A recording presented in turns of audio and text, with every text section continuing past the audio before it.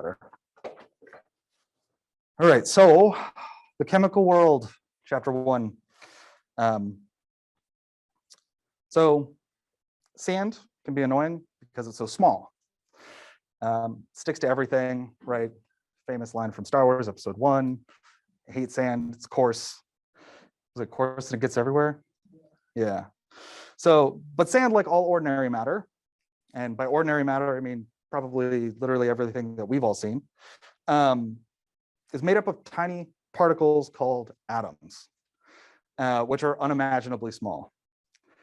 So this is really, really hard to like conceptualize because as humans, we're really bad at thinking about really, really big things and really, really tiny things, right? Like the Earth of the sun, or the Earth of the sun, the size of the sun doesn't make any sense when you actually think about it. But a single grain of sand contains more atoms than there are grains of sand on the largest beach.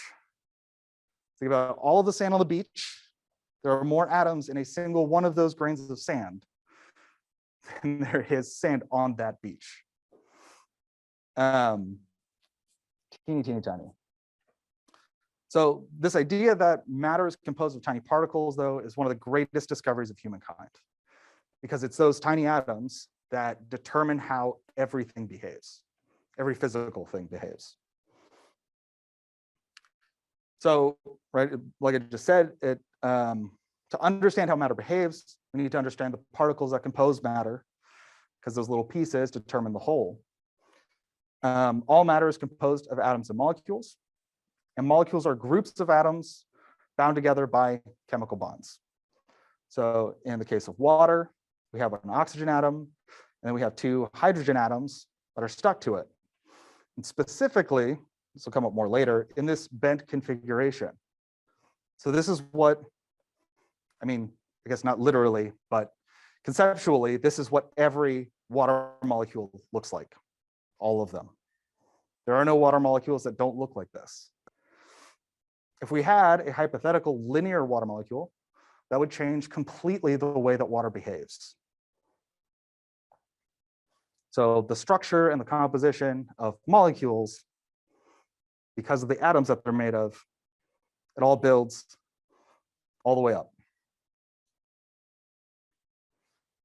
So this is the direct connection between the world of atoms, molecules, and the world that we experience every day, right? So we're always interacting with these atoms and molecules. And chemistry is the study of that connection. What makes water wet? What makes this table hard? And exactly how hard it is. So we want to understand how matter behaves by studying the atoms that make it up. I think the idea of chemicals is one that's been skewed in pop culture and in the news. We think of chemicals as like, runoff from the streets, right? It's got like oils and all kinds of disgusting stuff in it. Those are chemicals.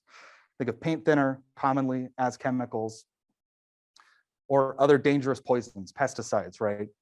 That's why you want to eat organic. But the twist here is that everything is made of chemicals. I'm made of chemicals, you're made of chemicals, the air is made of chemicals. It's all in this class, all of it's chemicals.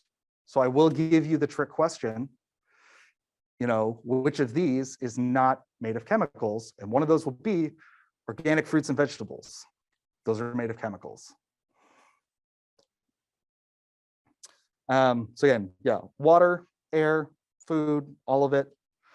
And this is one of the reasons that I like chemistry so much, is that by understanding these small things that make up everything, right, we can make predictions about the way the world behaves, and we can create new materials that allow us to have projectors, iPads, even clothes.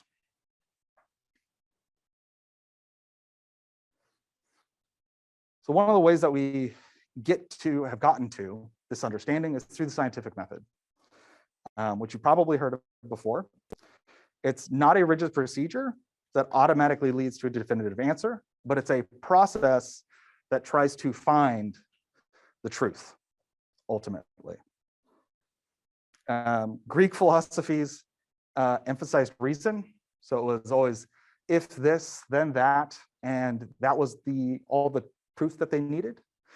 One of the weird things that comes out of that is people used to believe that garlic like turned off magnets. So if you had a magnet, you rub garlic on it, it would no longer be magnetic. You can look it up. There's some interesting research papers. I think they're open access that like just talk about how this came about. So the 4 key characteristics though of this scientific method are observation, formulation of hypotheses, testing hypotheses by experimentation. So that's the part that the Greek philosophies didn't have. There was no experimentation because obviously we could take a magnet and a piece of garlic and rub them together and the magnet's still going to work. It's just going to smell better or worse depending on how you feel about garlic. So then from our hypotheses, we can eventually form laws and theories. So if we were to, this is a good flow chart, I guess, of what this process would look like.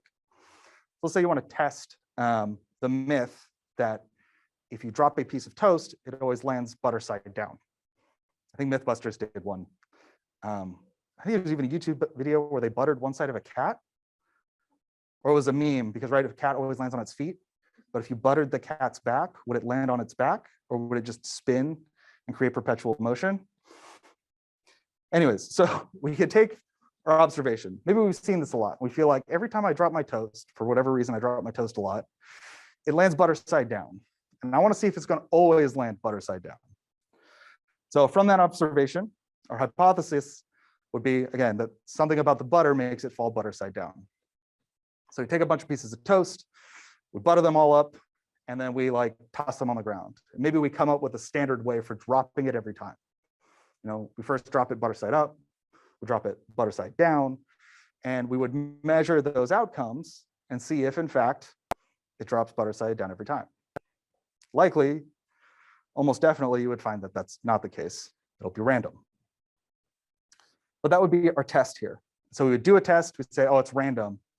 And then, well, maybe it's the wrong kind of butter. So we revise our hypothesis and we say that only, well, actually, it's not even real butter, like the country time or whatever spreadable butter.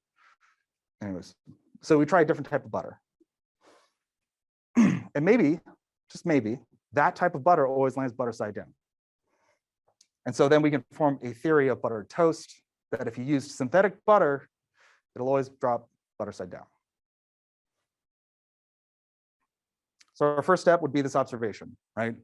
We observe that we drop our toast butter side down. So some observations can be made with the naked eye, like this one. Others rely on the use of sensitive instrumentation. We won't use any in this class, but in future classes, if you take more chemistry or go more into sciences, you might use a mass spec or GC. If you go really, really, really far, you'll use the Large Hadron Collider that's in, well, it's like Germany and France and Switzerland. I'm bad at geography. But that's the giant instrument for measuring very, very sensitive things by colliding 2 particles together. So you make some observation about the world and something that's measurable. Another example of this, it's a little more serious than buttered toast, is Antoine Lavoisier and his wife, Mary Anne Lavoisier, who studied combustion by burning substances in closed containers. So they take these vessels, completely sealed, almost dropped that, and then they burned the things inside, and they observed that the mass, before they burned it and after they burned it, remained the same. Nothing changed, except things were burned.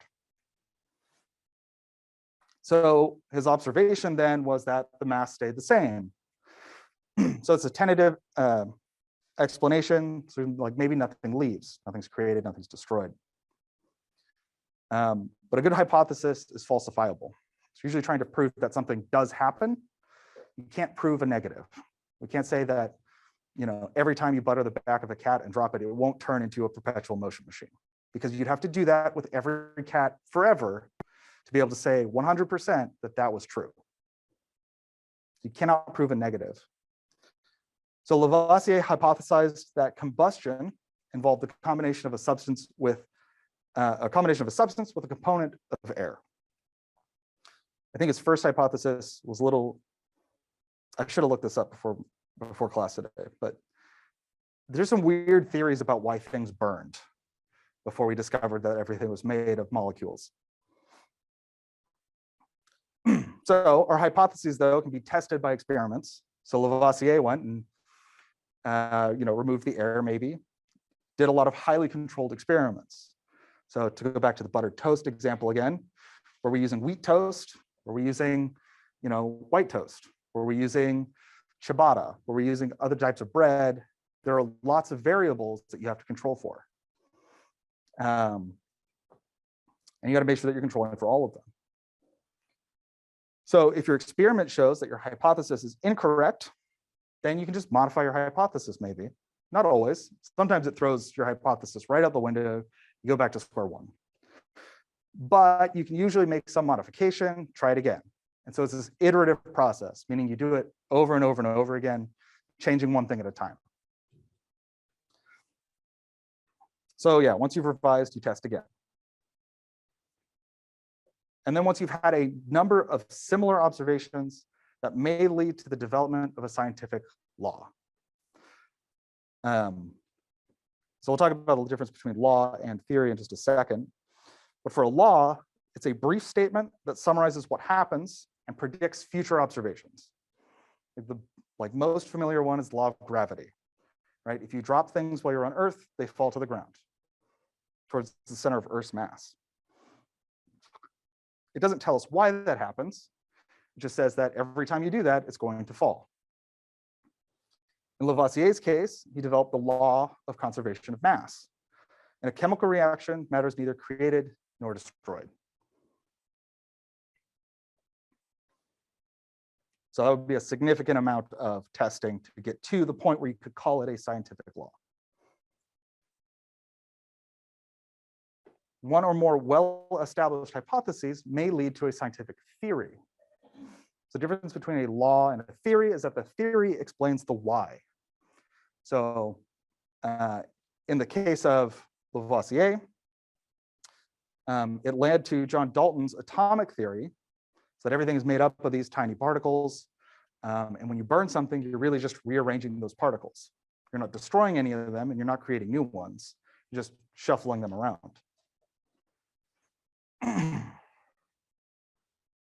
Right, so it provides I should have highlighted this in the other two, right? This is a model of the way nature is. It's the explanation. Going back a slide here, they summarize what happens and predict future observations. So they say nothing about why things happen, just that they do.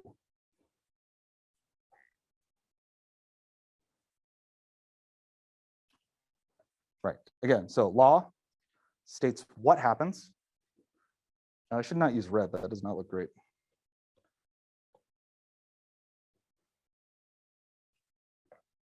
That's better. So law states what happens, arises from a series of observations. A theory tries to explain why things happen, arises from hypotheses again, or hypotheses about observations, but both of them may prove to be false. So at the point it becomes a law or a theory, it's been done so many times, they're pretty sure it's always going to happen that way every time, but there might be something in the future that changes that understanding. So theories are as close to truth as science can get. It's our best explanation of why nature behaves the way it does.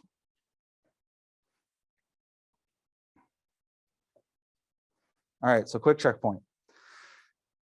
Which of these most resembles a scientific theory? So scientific theory, so it's the why does it happen? The law would be what happens. So for A, when the pressure on a sample of oxygen is increased 10%, the volume of the gas decreases 10%. For B, the volume of gas is inversely proportional to its pressure. C, a gas is composed of small particles in constant motion. And D, a gas sample has a mass of 15.8 grams and a volume of 10.5 liters. A, okay. So A is summarizing something that happens. Yeah, so A would be close to a law. B.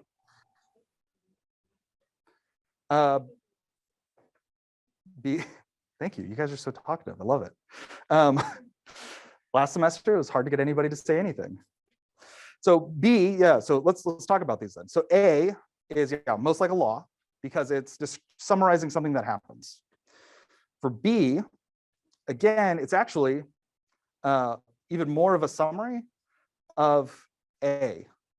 So A is talking about as you increase the volume, you decrease, as you increase the pressure, increase the pressure, you decrease the volume, which is an inverse relationship, and we'll cover that later. That's like chapter 10 or 11. B, the volume of gas inversely proportional to its pressure, so that's a further summary of A. C, a gas is composed of small particles in constant motion. That is the theory here. So that one explains why pressure is inversely proportional, which again, it's a little bit, I mean, that's 10 chapters from now, but we'll get there. D is, I guess actually D wouldn't be a law or a theory because D is just the properties of a gas. So it's not describing anything happening, it's just saying this is what this gas is.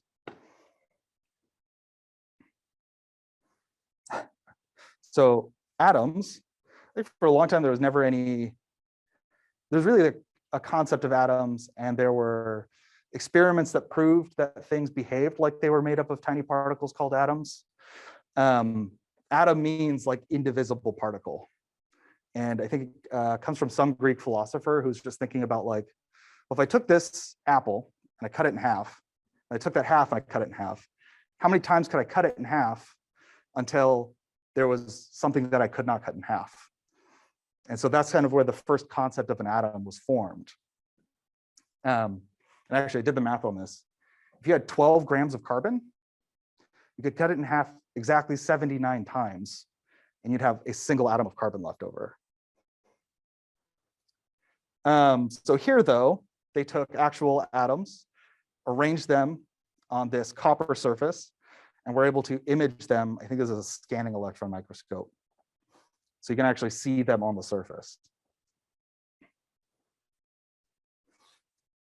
So a big part of chemistry is going to be analyzing and interpreting data, especially when it comes to the lab experiments. So learning to analyze and interpret data is an important scientific skill, but it's also one that's a learned skill.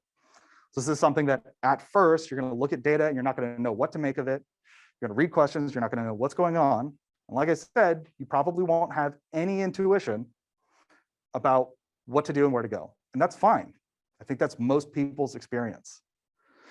But that's part of what we're here to do is, or part of why I'm here is to teach you that, and you're here to learn that. So on this slide, we'll pretend that we're an early chemist trying to understand the composition of water. So we know it contains the elements hydrogen and oxygen, and we have an experiment where we can decompose it or break apart the water into oxygen and into hydrogen. So we get these results. You notice any patterns in this data, even if it's super obvious, or seems super obvious, I would say. Yeah, so all of them are increasing. We could probably do a little division here and figure out that they're increasing proportionally. Yeah. They all have the same ratio between the three. Yes. Yeah, actually, that's the one that's harder to see and the one that's harder to notice. Does come about because of the mass of every oxygen and the mass of every hydrogen is the same, and they're always in fixed ratios. So if you actually took these numbers and you took the mass of your hydrogen formed and, took the mass of the oxygen formed and divided it by the mass of the hydrogen formed, you would get about 8, pretty much exactly 8 every time. And one of the things that you develop an instinct for, develop an understanding of, is how much difference matters. So in an experiment like this, right, going from 8.1 to 7.9 to 8.01, that's a small enough difference to constitute a pattern, a trend. But you'll develop that as we go along. Yeah, small of it, yeah, experimental error, there's always going to be some. But I think that that's one trick is just start, if you're ever looking for a pattern and you really don't see one, take some numbers like this and start dividing them and see if you find some whole number ratios that are consistent. The other thing you have to do in this class is interpret graphs, mostly when we get to solubility stuff. But we have our X and Y axes. You have to make sure that you note that this does not start at 0. Neither of these axes does. Right, but the X-axis is denoting our year. And then our Y-axis, we have parts per million. And every time, if you make a graph in this class, you should have those axes labeled as what they are and the units that they're in. So years is what it is and the unit, that's the same. But this is carbon dioxide concentration. The units is parts per million. The other thing to point out about graphs is that these tick marks will always be the same interval. So we go from, on this one, this is 300, this is 320. So the number in between that should be 310. And it's just not written to save some, well, ink perhaps, if you were printing it. But it also makes the graph less busy. So then on our x-axis then, between 1860 and 1900, we'd have 1880. So it's just the number exactly halfway between them, in this case at least. So based on that, you could use this graph and you could say, well, in the year, let's say in the year 1940, what was our concentration? So we would go here, we say 1940, draw a line up. It's, yeah, maybe 312. I would say it's higher than 310. It's above 310. That's another thing. We'll talk more about this on Thursday. But estimating numbers like that is a skill as well. And so you need to know how much estimation should you do. In this case, we have these two numbers, which we're sure of, but then it's a little bit above that. And so the last digit that we would guess is this one. And I would maybe say, yeah, 311, 312, but we wouldn't guess farther than that to say like 311.8. Right? That would be farther than the precision of this graph. So we always go to the last digit that we're sure of and guess one more.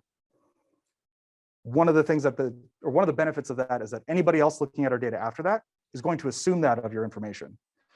So if you went and told somebody that this was, or had this written down as 311, they would say that last digit is the one that's assumed. But we'll cover that more on Thursday. Oh, the other thing to note here is slope represents the rate of increase in carbon dioxide. You can calculate the slope, the simple slope, by taking any 2 points. I'm going to pick easy points here.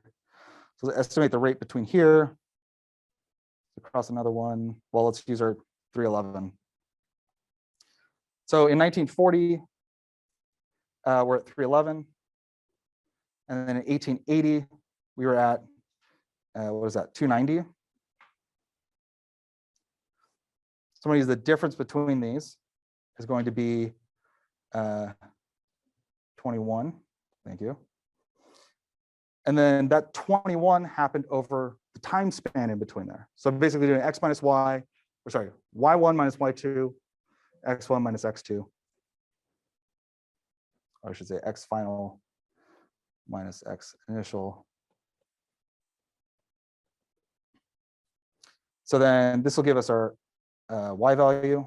So we get 21 divided by 1940 minus 1880, so 60 years. And so we'll get whatever 21 divided by 60 is. Whoa, had another one number in there. 21 divided by 60. All right, so about 1/3, so 0.35. Yeah. So like in that situation, would we translate it into a percent, or do we just leave it as a decimal? leave it in decimal in this case. So this would be, so I guess the way you would write this out is your final answer would be, this would be 0.35 ppm per year would be our increase over that duration. Yeah, I'll always try to give you what your final units should be. We'll talk about where to round off on Thursday. Sorry, last year I had this class on Monday, Wednesday, so it'll take me a while to convert that. All right, so almost to the end here, but just how to succeed in this class is to be curious. I think it's hard to force yourself to be curious about something. And you can force yourself by asking enough questions and continuing to look into a thing. It might start off boring and you might start off not caring about it, but eventually you will hit a question that you're like, I actually really want to know the answer to that. For me, I'm very, very much a nerd. Obviously, I'm here teaching chemistry, but like figuring out how many times you could divide 1 mole or 12 grams of carbon to get a single atom.